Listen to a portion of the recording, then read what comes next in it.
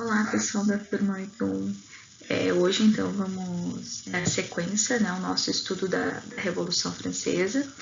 Ele realmente é extenso, ele ainda vai nos tomar, creio que mais uma aula para a gente finalizar sobre a Revolução, mas não o capítulo 3, né, que vocês já devem ter observado que ele é bem longo.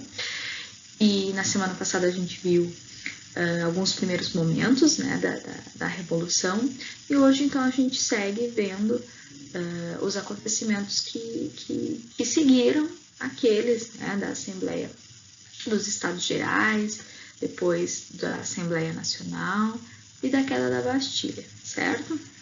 A gente viu que após o terceiro estado se rebelar e pegar em armas e tomar a Bastilha, foi estabelecida lá na França uma monarquia constitucional, onde o rei, né, gente, o Luís XVI, ele passou a ter que seguir normas, né, ter que seguir a lei, ou seja, ele teve o seu poder cortado.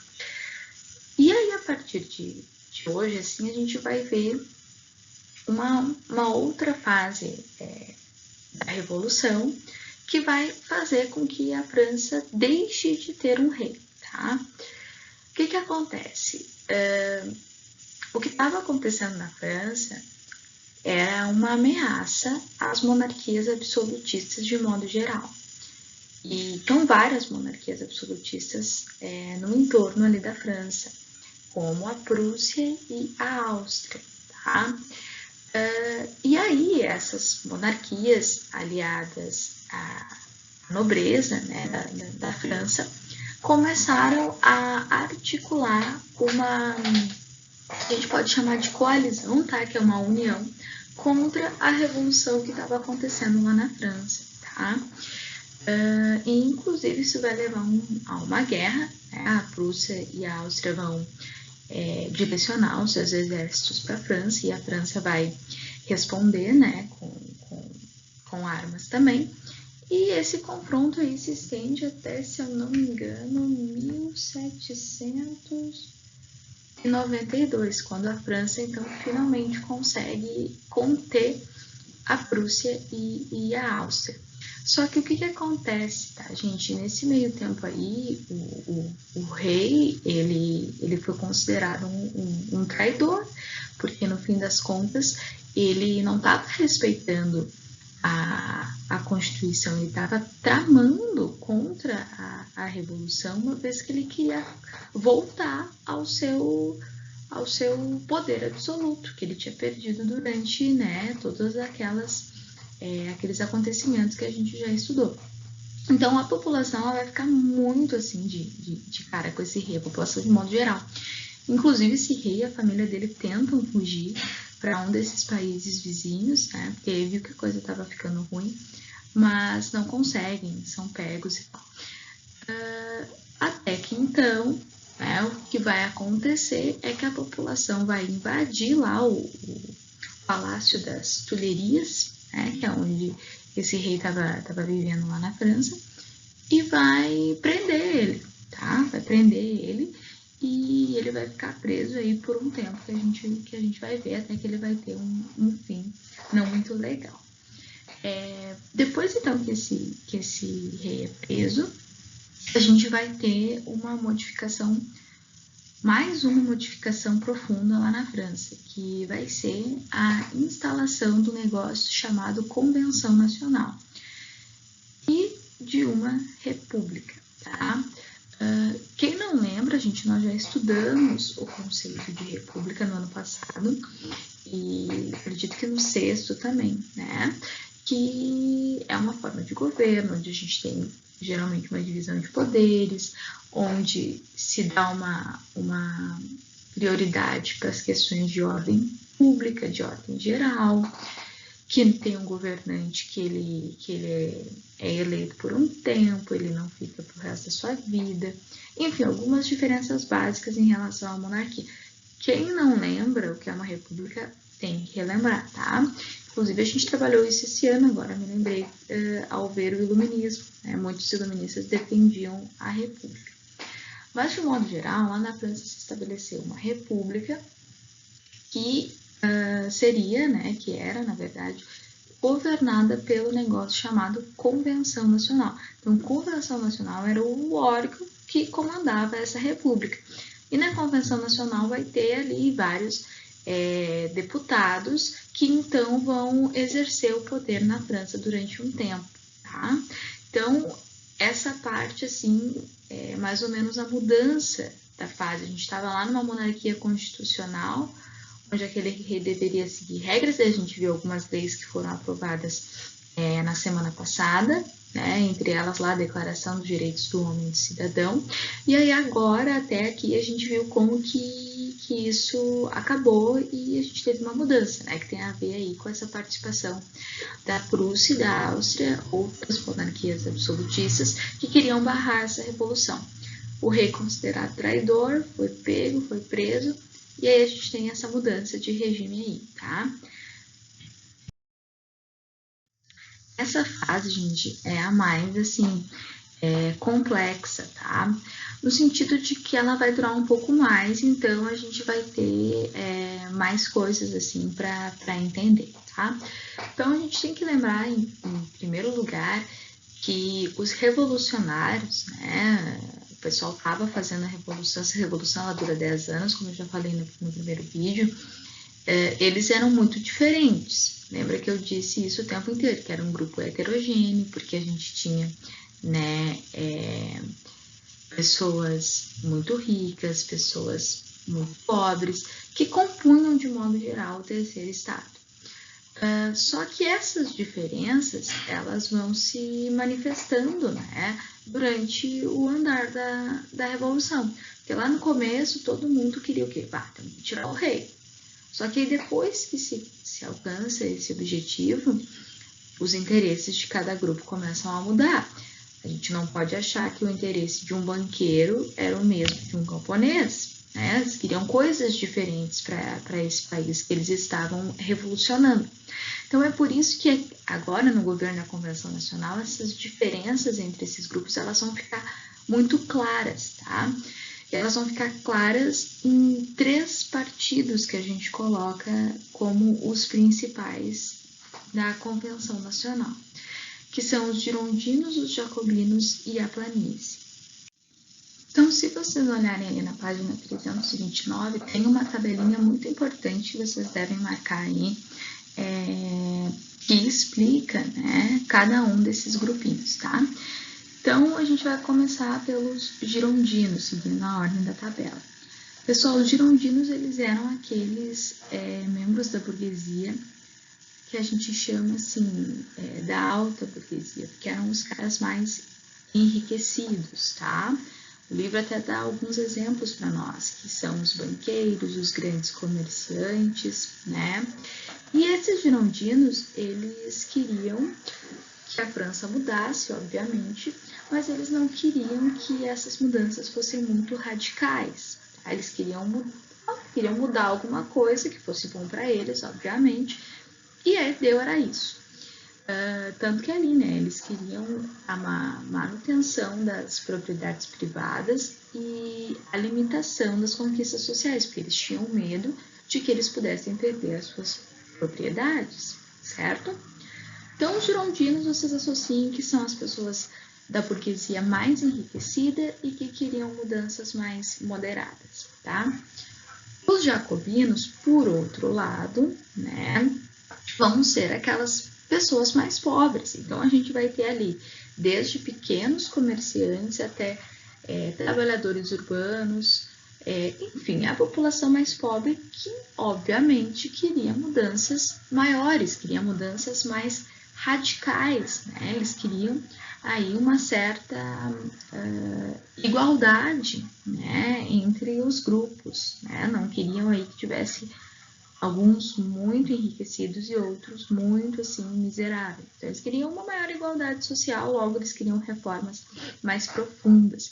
Então, é muito clara as diferenças, né, gente? Os girondinos são as pessoas mais ricas que querem mudanças menos significativas. Os jacobinos são os mais pobres que querem mudanças mais profundas, certo?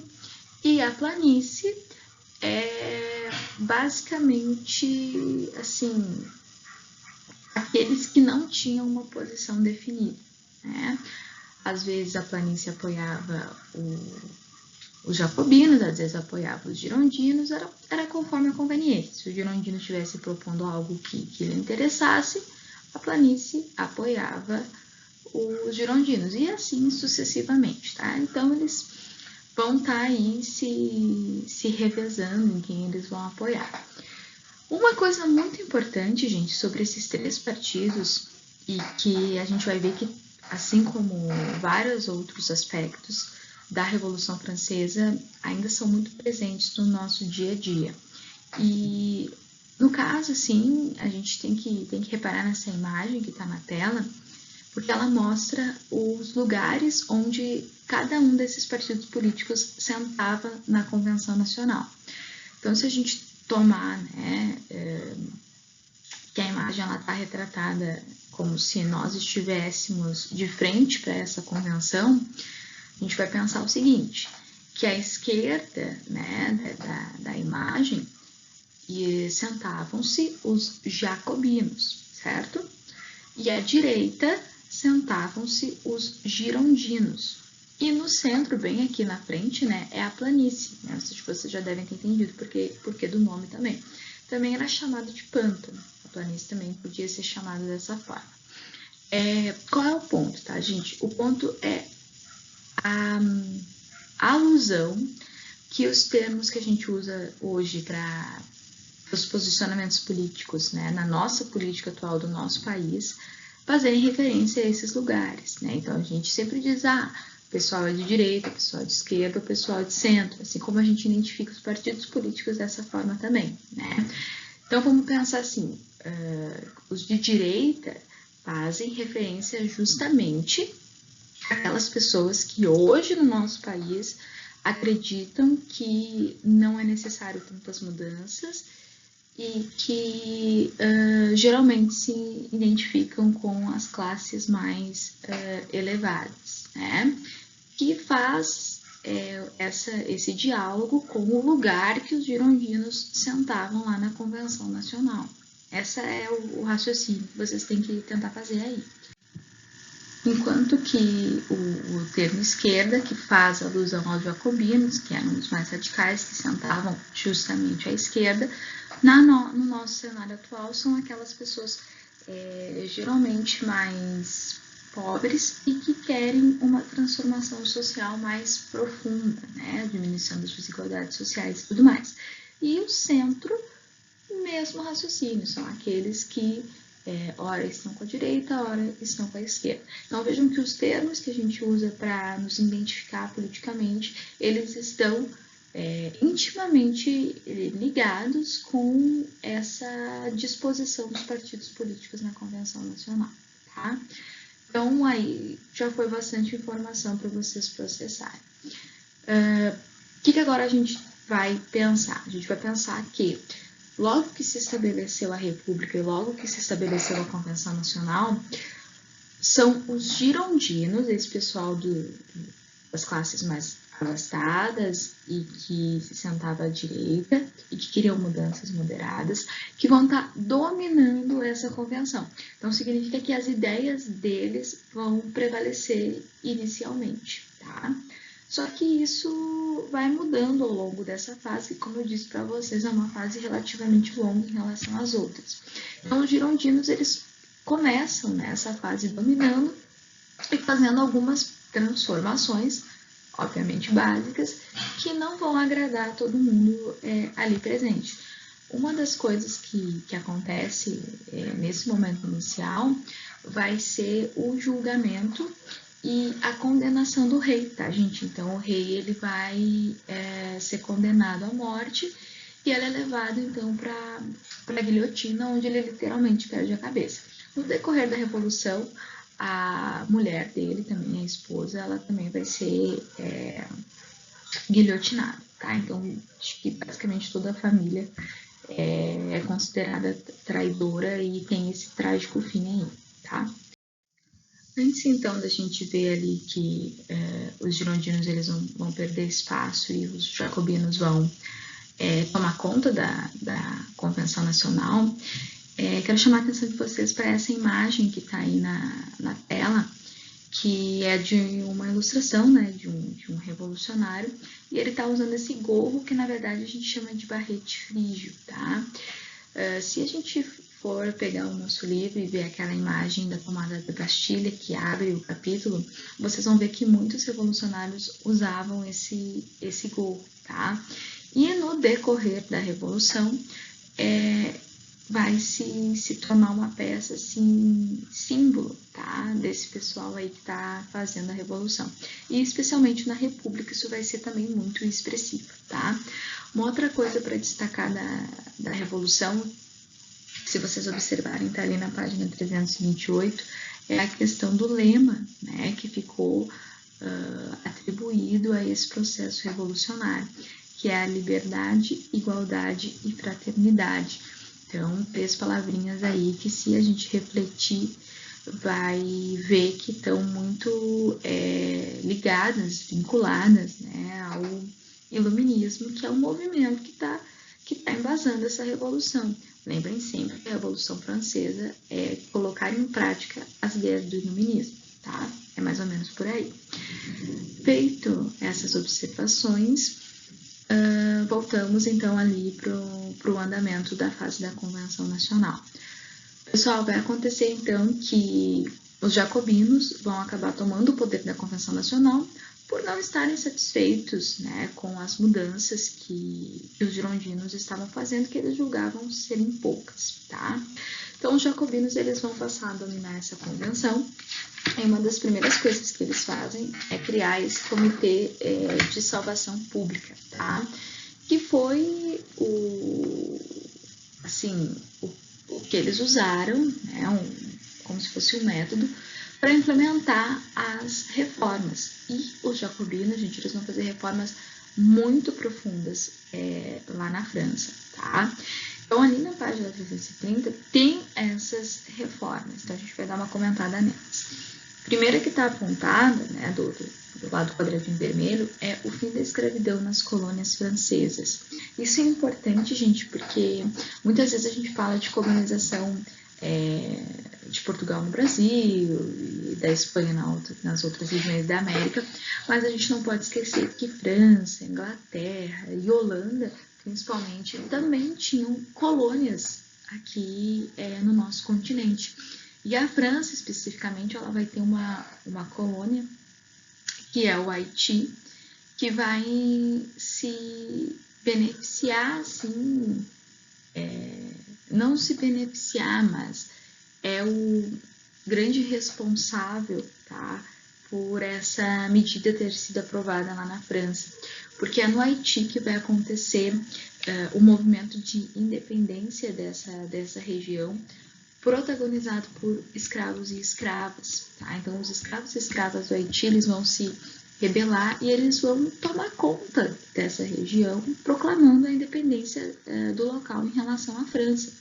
E isso é um episódio histórico de tamanha relevância que, depois dessa Revolução Haitiana, muitas outras metrópoles, né, como Portugal e Espanha, ficaram com medo de reações escravas desse tipo.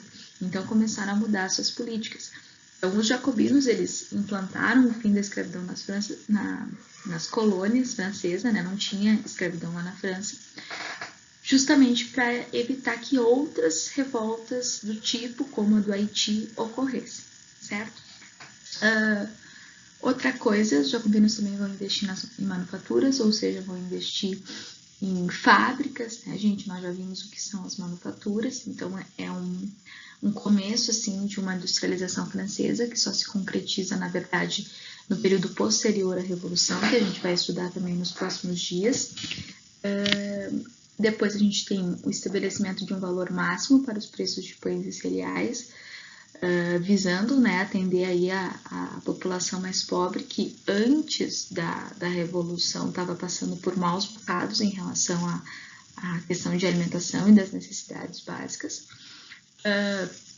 Se estabelecem agentes fiéis desse comitê para administrar as províncias, então se colocam pessoas de confiança para governar essas regiões da França. se adota um calendário desvinculado da igreja. Isso é muito interessante, tá, gente? Depois tem uma parte do livro que a gente vai falar só disso, mas da mudança em relação à religião lá na França. Né? Lembra que eles eram católicos, que o clero era super influente e que com a Revolução isso vai mudar muito, né? Então, eles fazem um novo calendário que não tivesse, né, que não tinha, aliás, nenhuma relação com a questão religiosa. Então, por exemplo, feriados, até o próprio domingo, né, não existia. Enfim, é toda uma reorganização, mas a gente vai falar melhor disso para frente. E uma democratização da educação, né? Ou seja, a gente vai ter uma educação pública, onde as pessoas vão né, inclusive as mais pobres, vão poder ter acesso, que era também algo muito assim discutido pelos iluministas, né, que a gente estudou bem no comecinho das aulas. Então essas foram as mudanças que marcaram aí o período dos jacobinos. Eu não vou continuar, assim, o livro ali até traz ali sobre as mulheres e mais elementos sobre o período dos jacobinos, a gente não terminou essa parte, só que senão fica muito longo, né, e acaba que vocês não vão conseguir abstrair tudo que eu preciso que vocês abstraiam. Então, por isso que eu vou encerrando, assim, as explicações nesse pé, tá? Então, a gente vai continuar na semana que vem sobre ainda os períodos jacobinos, tá? Então, não esqueçam disso para depois não misturar as informações aí na cabeça de vocês. Para finalizar, então, gente, eu quero dizer para vocês que eu sempre respondo, tá? As atividades que vocês postam lá no Classroom, respondo por lá mesmo. E nas últimas semanas eu andei pedindo correções, tá? Porque eu percebi que alguns resumos não atendiam aos tópicos que eu tinha estabelecido e que outros, né, assistiram, creio eu, o vídeo que não foi o que eu mandei, porque as explicações não batiam com as que eu dei. Então, é necessário, sim, que vocês absorvam aquilo que eu estou dizendo, porque afinal de contas sou eu que vou cobrar de vocês. Então, a prof é que está dizendo aquilo que é importante. Então, tomem esse cuidado aí para fazer o que deve ser feito, né? Eu ando me policiando para fazer vídeos curtos, hoje ficou um pouco mais longo, mas era necessário para que então vocês consigam absorver o máximo possível de informações. Revolução Francesa já não é fácil, comigo mastigando tudo aqui para vocês. Imagina, né, se a gente vai lá na internet ler um monte de coisa que não é necessário, né, não filtra a informação. Então, tomem esse cuidado aí para fazer a atividade conforme eu peço e para fazer as correções que eu aponto, né? Então, não adianta só postar a atividade lá no Classroom e nunca mais olhar, porque vocês precisam ver se estava certo ou se estava errado, tá? Então, eu sempre corrijo e sempre digo, tá bom, tá ruim, faz isso, faz aquilo. Então, vocês precisam ter esse controle também, tá? Só dando esse recadinho básico. Qualquer coisa, vocês sabem onde né, me chamar. Bons estudos aí para vocês e até a próxima semana.